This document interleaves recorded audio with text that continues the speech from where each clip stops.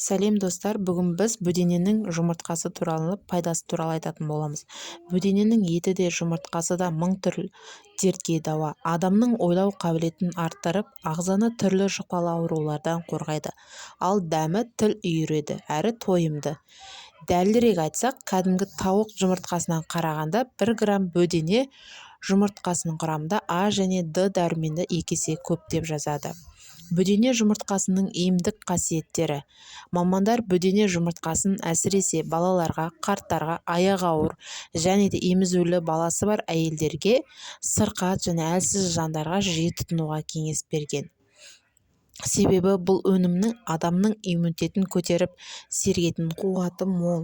Нақтырақ айтсақ, бөдене жұмыртқасы мынандай ауруларға таптырмас ем болып табылады. Бас ауруына, демікпе, туберкулез, қан қысымынан көтеріліп, немесе түсіп кетуін реттейді. Бүйрек, өкпе, асқазан, ішек ауруларын, асқазан жарасын жазады. Фосфор, кальций, темірдің әсерінен есте сақтау қабілетін жақсартады. Анемия, сәуле ауруларына, бөртпе, диатез құтқарады. Салқын тию мен тұмауда, бұлшықет пен сүйектерді қатайтуы баланың есте сақтау қабілетін арттырады. Диета кезінде арықтауға, асқазанды дұрыс жұмыс істеуіне жақсы әсер етеді. Адамды жақсартатын қасиетке ие бөдене жұмыртқасы.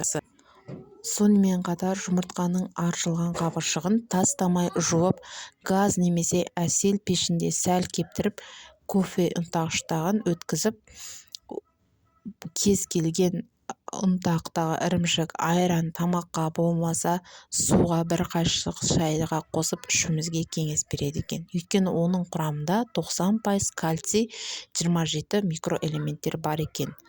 Ал зерттеулерге сүйенсек, дәріханаларда сатылатын кальцийлерге қарағанда бөдене жұмыртқасының қабығындағы кальций адам ағзасына өте сіңімді. Бұдан да басқа ағзаға аса қажет кез келген денсаулыққа. Сондықтан достар, денсаулығымызды құрметтейік, бағалайық. Каналыма тіркеліп лайк басыңыздар.